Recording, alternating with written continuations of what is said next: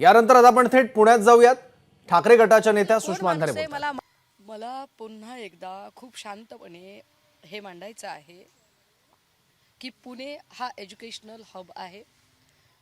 स्पर्धा परीक्षेच्या निमित्ताने राज्यभरातले विद्यार्थी इथे येतात, त्यामुळे त्यांच्या आरोग्याची आणि त्यांच्या भवितव्याची चिंता असणं फार स्वाभाविक आहे. ललित पाटीलच्या संबंधाने 2 दिवसांपूर्वी नानाभाऊ पटोले यांनी नाशिकमध्ये पत्रकार परिषद घेतली. नानाभाऊंना ती नागपूर किंवा पुणे मुंबई कुठेही घेता आली असते. ती नागपूरमध्ये पत्रकार परिषद घेऊन नानाभाऊंनी सांगितलं शिंदे गटाच्या एका आमदाराचा हात आहे. काल सकाळी धंगेकर असं सांगतात की शिंदे गटाच्या मंत्र्याचा हात आहे. आता मग तो मंत्री कोण आहे बरं? घुमून घुमून बोलायची गरज नाही. मला असं वाटतं की या सगळ्या संबंधाने मी असं म्हटलं की नाशिकचा संबंध आहे ना, तर मग नाशिकचे मंत्री दादा भुसे यांचे कॉल रेकॉर्ड का चेक केले जाऊ नयेत, ही शंका आहे माझी. महाराष्ट्राचा सजग नागरिक म्हणून माझ्या शंकेचं निरसन झालं पाहिजे. मी हेही समजू शकते की अशा परिस्थितीत कॉल एखादा माणूस काही स्वतःच्या फोनवरून करणार नाही, पण ललित पाटील याला दाखल करून घेताना जे डीन होते त्यावेळेचे अधिष्ठाता श्री काळे यांच्या फोनवर फोन आला होता का, की ससूनच्या लँडलाईनवर फोन आला होता? दोन्ही गोष्टी तपासून बघितल्या पाहिजेत. श्री काळे यांनी दाखल करून घेताना कोणतं रोग निदान झालं होतं म्हणून दाखल करून घेतलं होतं? कॅन्सर सारख्या आजारामध्ये सुद्धा अगदी केमोथेरपी चालू असेल तर आपण टाटा केअरला जाऊन बघा किंवा आपण खारघरला जे मोठं कॅन्सरचं हॉस्पिटल आहे किंवा बार्शीला आहे, या सगळ्या हॉस्पिटल्समध्ये बघा की कॅन्सरसारख्या दुर्धर आजारामध्ये सुद्धा सलग 9 महिने एखादा रुग्ण दाखल होत नाही. ललित पाटीलला असा कोणता दुर्धर आजार होता बरं की ज्याच्यामध्ये तो सलग 9 महिने दाखल झालेला होता? काय याचं उत्तर अधिष्ठाता देतील का? अधिष्ठातांवर कोणाचा दबाव होता का? आत्ताचे जे मेडिकल डीन आहेत श्री ठाकूर यांनी स्पष्ट केलं पाहिजे की ललित पाटील यांच्यावर उपचार करणारे डॉक्टर कोण आहेत आणि कुठल्या प्रकारचा उपचार चालू आहे. साहजिक आहे, कैद्यांना उपचार करणारा वॉर्ड म्हटल्यावर तिकडे CCTV असेलच. CCTVचे फुटेज चेक केले जावेत, मागच्या 9 महिन्याचे चेक केले जावेत. आणि हो, CCTV खराब आहे, फुटेज काढून टाकलेले आहेत किंवा तिकडे CCTV लावलाच नव्हता अशी कारणं कृपया देऊ नयेत. हे आधी स्पष्ट करतोय आम्ही.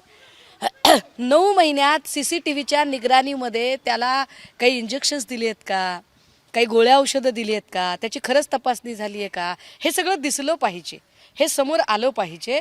कारण ससूनसारख्या अत्यंत महत्त्वाच्या ठिकाणाहून जर ड्रग्ज रॅकेट चालू होतं तर ही बाब गंभीर आहे आणि यावर अजूनही गृहमंत्री बोलत नाहीत.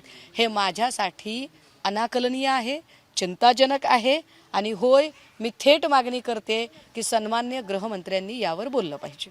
तुम्ही सगळ्यात महत्त्वाचं म्हणजे तुम्ही नाव घेतलेलं होतं दादा भुसेंचं, की याच्यामध्ये दादा भुसेंचा हात आहे. हो, तुमच्याकडे असे काय पुरावे आहेत की तुम्ही थेट त्यांचं नाव घेताय? मी यथावकाश त्याही गोष्टी माध्यमांच्या समोर आणेन. मी तुर्तास जे सांगते ते फार माझा सदसद विवेक जागा ठेवून सांगत आहे. मी पुन्हा सांगते की का असं व्हावं. नानाभाऊंनीही म्हणायचं की शिंदे गटाचा आमदारमध्ये आहे, धंगेकरांनी म्हणायचं की शिंदे गटाचा मंत्री आहे.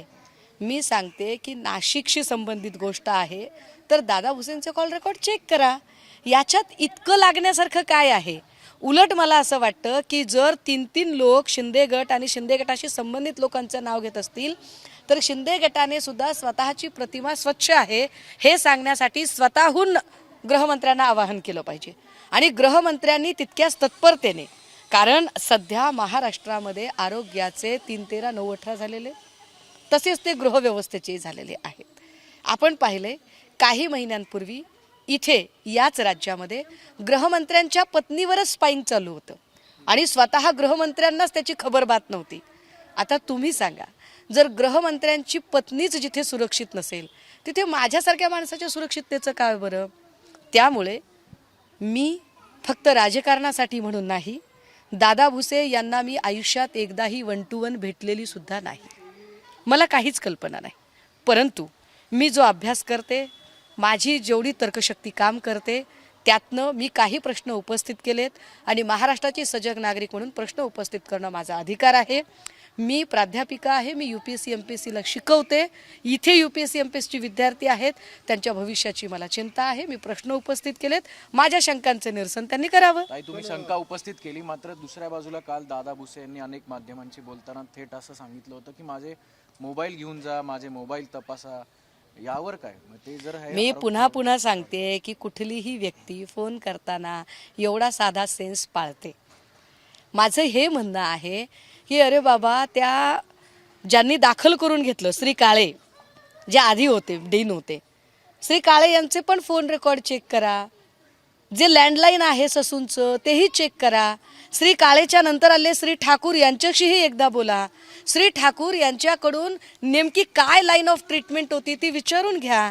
कोणती अशी ट्रीटमेंट दिली जात होती, कोणता दुर्धर आजार होता, काय ललित पाटीलवर एखादी गंभीर शस्त्रक्रिया झालेली आहे का, काय ललित पाटीलला रोज इंजेक्शन्स द्यावे लागत होते का. ललित पाटीलच्या संबंधाने जे CCTV फुटेज दिसत आहे, जे CCTV फुटेज काल मी पब्लिक डोमेनमध्ये शेअर केलेत सगळ्यांच्या सोबत, या फुटेजमध्ये कुठेही ललित पाटील पळून जाताना दिसत नाही. तो शांत आणि सराईतपणे वावर दिसतोय त्याचा. एखादा माणूस जर पळून जायचा असेल तर तो रेल्वे स्टेशनकडे पळेल, एअरपोर्टकडे पळेल, तो बसस्टँडकडे पळेल, तो हॉटेल लेमन ट्रीकडे का जातोय आणि तो पळत नाहीये, तो शांतपणे जातोय. काय हे काहीच संशयास्पद वाटत नाही? याच्यामध्ये काहीही गृहमंत्र्यांना चिंताजनक वाटत नाही? पण तुम्ही जसं म्हणताय की तो नाशिकचा आहे म्हणून दादा भुसेंचं कॉल रेकॉर्ड तपास करा, तिकडे दंगेकर म्हणतात, नाना पटोले, हा राजकीय आरोप असेल? नाही, मी तुम्हाला अतिशय क्लिअर केलं की श्री दादा भुसे यांची आणि माझी एकदाही 1 to 1 कुठेही भेट झालेली नाही. त्यांचे आणि माझे कुठेही कसलेही राजकीय हितसंबंध दुखावले गेलेले नाहीत. त्यांची आणि माझी कुठेही दूरपर्यंत स्पर्धा नाही. काल ते माध्यमांशी बोलताना असंही म्हणाले की उद्धवजींना विचारून घ्या मी कसा माणूस आहे ते. आणि त्यांनी बोलताना असंही, मला वाटते Zee24 तास आणि TV9 या दोघांशी बोलताना त्यांनी असं सांगितलं की ललित पाटील कोण माणूस आहे मला माहीतही नाही. ललित पाटील कोण माणूस आहे मला माहीतही नाही असं श्री भुसे सांगतात. मात्र कालच एक फोटो व्हायरल झाला, ज्या फोटोमध्ये मातोश्रीवरचा फोटो आहे. अर्थात उद्धव साहेबही त्या फोटोमध्ये आहेत, परंतु उद्धव साहेबांचं मातोश्रीवर असणं अत्यंत स्वाभाविक आहे. परंतु एखादी व्यक्ती ज्या जिल्ह्यातनं आमच्याकडे येते मातोश्रीवर, पद्धत अशी आहे की त्या जिल्ह्यातला बडा नेता किंवा त्या जिल्ह्यातली जी ऑथेंटिक असते व्यक्ती ती त्याला घेऊन येते. ऑब्व्हियसली ललित पाटलांना मातोश्रीवर दादा भुसे घेऊन आले होते, हे फार सहज आहे. असाच फोटो मागे जेव्हा जयसिंघानीचं प्रकरण आलेलं होतं त्याही वेळेला एक फोटो बाहेर आला होता अनिल जयसिंघानीचा, तो मातोश्रीवरचा आला होता. आणि तेव्हाही मी असं म्हटलेलं होतं की तिथले तात्कालीन जिल्हा प्रमुख कोणते बघा. ठाण्याच्या जिल्हा प्रमुखांच्या मार्फत ते आलेले आहेत, अर्थात एकनाथ शिंदे साहेबांच्या मार्फत अनिल जयसिंघानी आलेले आहेत. मी तर गोल बिल्डिंगमधल्या श्रीकांत शिंदे यांच्या ऑफिसच्या संबंधाने तेव्हाही बोलले होते आणि कागदपत्रांसकट बोलले होते. मी आत्ताही माझा विवेक जागा ठेवत कुठल्याही शब्दांचा फेरफार न करता, शब्दछल न करता, कुठलेही आडेवेडे न घेता पुन्हा शांतपणे सांगतेय की श्री काळे आधीचे अधिष्ठाता, श्री ठाकूर आताचे अधिष्ठाता, ललित पाटलावर उपचार करणारे डॉक्टर, स्टाफ या सगळ्यांची चौकशी झाली पाहिजे. ताई, आत्ता जेव्हा तुम्ही डीनचा विषय काढताय ससून रुग्णालयाच्या, आम्ही माध्यम म्हणून अनेक वेळा ठाकूर यांना अनेक प्रश्न विचारले, मात्र अनेक गोष्टी त्यांनी न्यायप्रविष्ट असल्यामुळे डॉक्टरांची काही गोपनीय माहिती असते त्यामुळे ते देता येत नाही म्हणून त्यांनी अनेक वेळा पत्रकारांना देखील याची सरळपणे उत्तरं दिलेली नाही आहेत. तुम्हाला असं वाटतंय का की डीनवर देखील कुठल्याही पद्धतीचा राजकीय दबाव असावा? डीनवर राजकीय दबाव आहे की डीन सामील आहे हे चौकशी अंती होईल. पण मला जेवढा कायदा कळतो त्यानुसार आपल्याकडे ॲक्ट ऑफ सिक्रेसी नावाची गोष्ट आहे. ॲक्ट ऑफ सिक्रेसी म्हणजे भारतीय गोपनीयतेचा कायदा. गोपनीयतेचा कायदा हा संरक्षण विभाग आणि परराष्ट्र विभाग याच्याशी संबंधित गोष्टी डिस्क्लोज करता येत नाहीत असं सांगतो. आपण कुठेही, म्हणजे तुम्ही जसं सांगताय तसं, ललित पाटलांचा तपास कुठपर्यंत आला हे विचारत नाही आहोत. तपासाशी संबंधित धागेदोरे डिस्क्लोज करा असं आपण म्हणत नाही आहोत. आपण एक साधा प्रश्न विचारलाय की ललित पाटलांना आजार कोणता होता आणि हा ॲक्ट ऑफ सिक्रेसीचा भाग असू शकत नाही, हे स्पष्ट. ललित पाटलांना आजार कोणता होता हे सांगण्यात ठाकूरांना कुठलीही अडचण असण्याचं कारण नाही. त्यामुळे श्री ठाकूर यांनी निष्कारण आडेवेडे न घेता, कारण कधी ना कधी त्यांना या सगळ्या गोष्टींना सामोरं जावं लागणार आहे. मला असं वाटतं की बुडत्याचा पाय खोलात करण्यापेक्षा ठाकूरांनी काय ती सरळ सरळ माहिती सांगितली पाहिजे आणि तिथल्या स्टाफ आणि नर्सेसने सुद्धा सांगितली पाहिजे, डॉक्टरांनी सांगितली पाहिजे. माझ्या माहितीप्रमाणे काल श्री धंगेकर हे तिकडे डीनला भेटायला गेले होते आणि त्यांनी त्याच्यावरती बरंचसं बोललेले सुद्धा आहे. ताई, ससून रुग्णालय हे एक नामांकित रुग्णालय आहे, शासकीय रुग्णालय आहे. पोलिसांनी त्यांच्याकडनं कारवाई केली, 9 जणांना निलंबन केलं. मात्र ससून रुग्णालयाकडनं कुठलीही कारवाई जी आहे ती तिथल्या स्टाफ किंवा डॉक्टरवर करण्यात आली नाही. तसंच आरोग्यमंत्री असतील किंवा वैद्यकीय शिक्षण मंत्री असतील यांनी एकदाही या प्रकरणानंतर ससूनची भेट घेतलेली नाही. हे खंतजनक किंवा खेदजनक नाही. हे खेदजनक नाही, हे चिंताजनक आहे.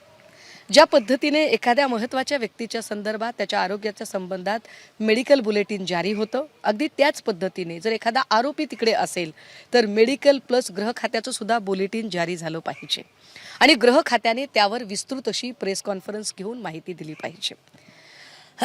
एवढी मोठी घटना घडूनही पोलिसांचा याच्यात दोषच असू शकत नाही. मुळात त्याला दाखल करून कोणी घेतलं, दाखल करण्यासाठी इन्सिस्ट कोणी केलं, या सगळ्या ज्या की पोस्टवरची माणसं आहेत त्या की पोस्टवरच्या माणसांची चौकशी झाली पाहिजे.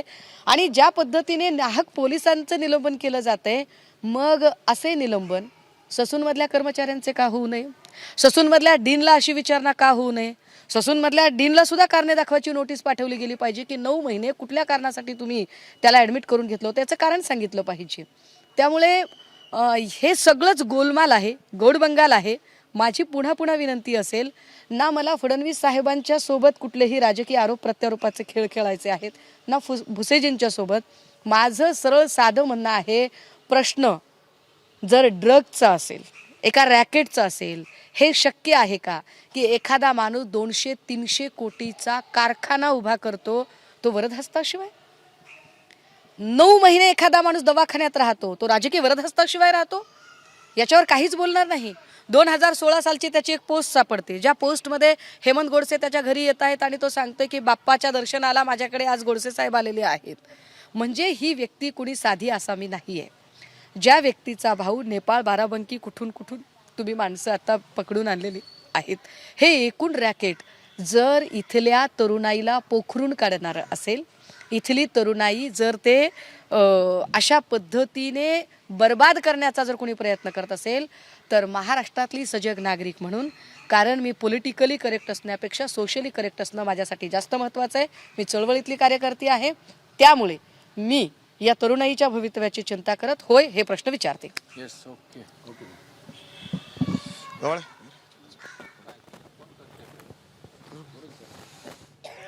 मातोश्रीवर पाटील सोबतचे काही फोटो समोर आले होते, त्यानंतर टीका टिप्पणी सुरू होती, पण त्याला मातोश्रीवर दादा भुसे यांनीच आणलं होतं असं आता सुषमा अंधारे यांनी म्हटलंय.